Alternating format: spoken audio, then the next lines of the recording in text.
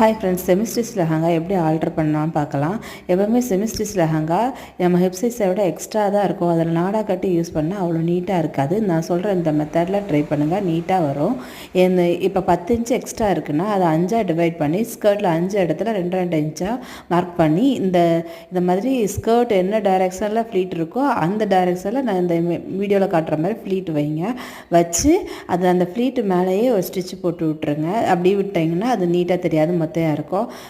அது போக அந்த பட்டியிலையும் ஸ்ட்ரைட்டாக ஃபுல்லாக எது வரையும் நம்ம ஃப்ளீட் வச்சுருக்கோமோ அந்த லென்த்துக்கு ஃபுல்லாகவே இந்த மாதிரி ஸ்டிச் போட்டு விட்ருங்க. அந்த மொத்தையாக இருக்கிற இடத்துலலாம் பார்த்து ஸ்டிச் பண்ணுங்கள், ஊசி ஒடியறதுக்கு வாய்ப்பு இருக்குது.